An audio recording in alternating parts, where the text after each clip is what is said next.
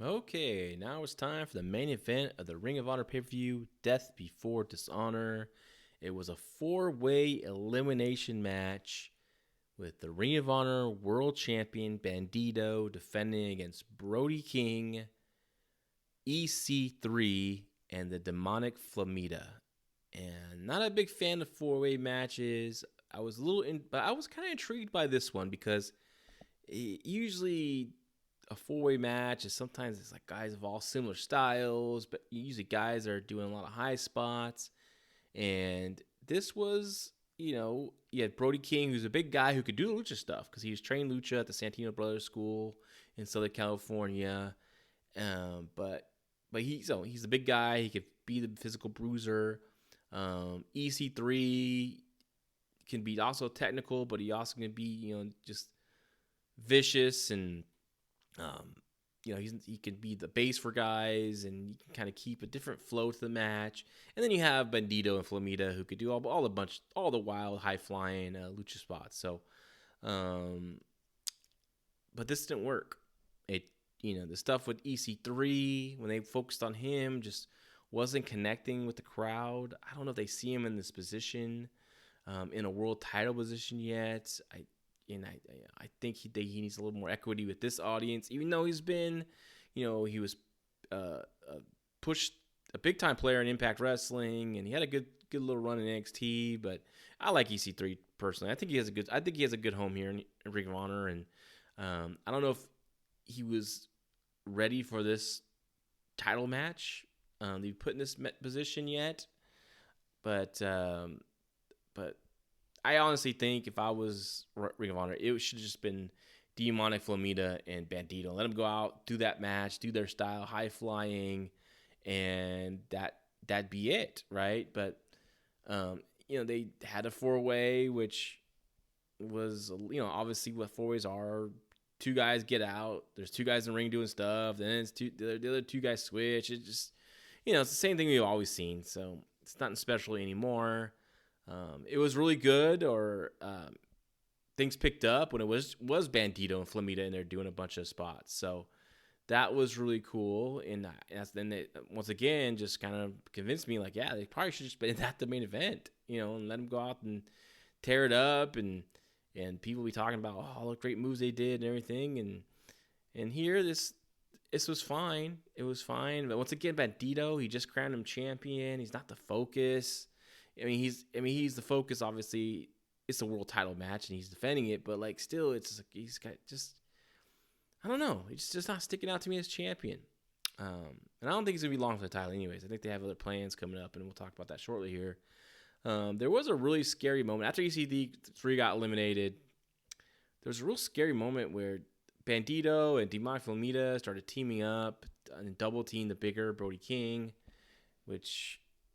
and they went for a top rope, assisted top rope, Doomsday Canadian Destroyer spot on Brody King. And Brody King landed on the back of his head.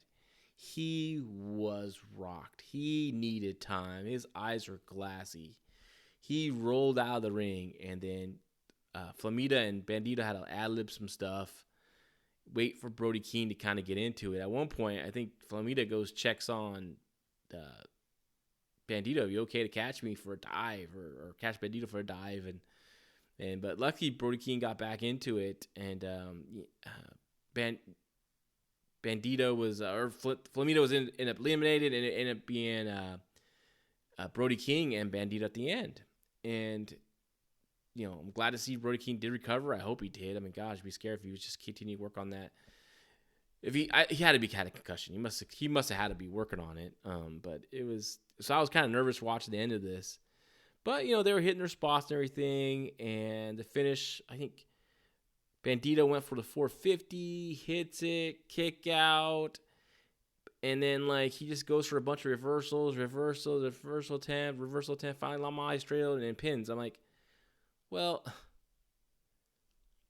why don't you just go with the 450? It's bigger, It was a more exciting move, and it's just a case of doing too much more. You didn't need to do you already up here with the 450. what's the couple roll up reversals into the Lamai straw cradle, going to do? It didn't do much. She's gonna get a bloop, yay, not a yeah, not a big cheer, big pop. Because once Bandido hit that 450, people were like, yeah, damn, yeah, they're cheering, and it's 1, 2, kick out, and then they go home with just some roll ups. So I wasn't digging that, but even though I wasn't digging the main event as much, I was digging what they did at the end. At the end, Vincent came out all white with his group, with Tyler Bateman, the big guy, and was a Dutch. And God, I always forget that girl's name, but she looks great, in their gimmick, and they're all in white, and just Vincent's clapping just evilly at Bandido for winning, and I'm saying put the belt on Vincent. I never thought I would say that. When I first saw Vincent in ROH, I didn't think he'd be a guy to be the champion. But his feud with Taven really won me over. That cage match really won me over with him, and I think he's a perfect guy to be champion, and they can usher in this craziness of violence. Even though I know you have a Violence Unlimited group, but Ring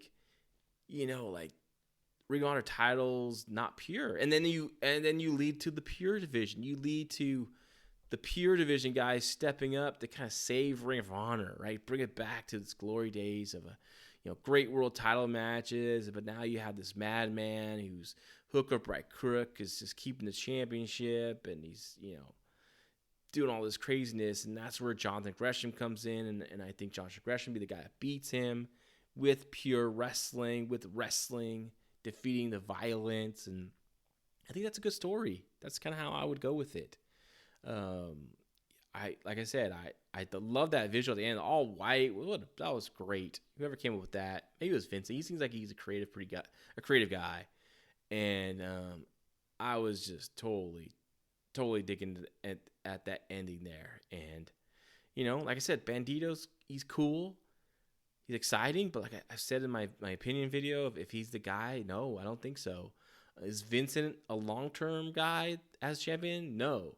I think he's a nice, great short-term addition, and good 3 to the 4 to 5 month run. I think nothing really that long. And then I think the guy should be Gresham, because Gresham does put on good matches, even though this show he did not. It wasn't a good match. I know they tried to do something different. It just did not work.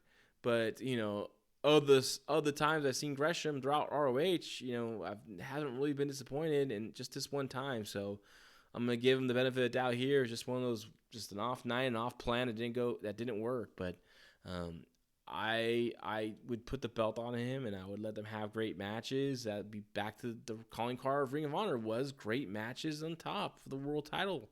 That's what people loved about Ring of Honor, and I would just get to that point. I think a nice bridge is the violence between Vincent and his goons, and then feuding with the pure group of the Foundation with Jonathan Gresham, Jay Lethal, Tracy Williams, Rhett Titus, and and let wrestling overcome the violence. Let purity of the ring overcome the violence. And I think that's the story to go with in the near future. And from what I see, with Gresham coming out at the end, shaking Bandido's hand, and eyeing the belt, and then you have the Vincent come out. He's looking at Bandido and looking at the belt as well. And I think that's where they're going, and I'm excited. I'm excited for that, what they have planned up, and these TV tapings that are going on today and tomorrow. And I'm excited about what's next for the Final Battle pay-per-view, and it's going to be probably December, obviously. So I think Ring of Honor is starting to get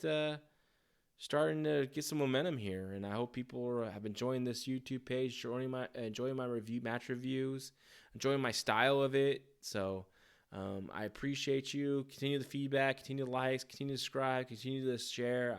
I greatly appreciate it. Thank you.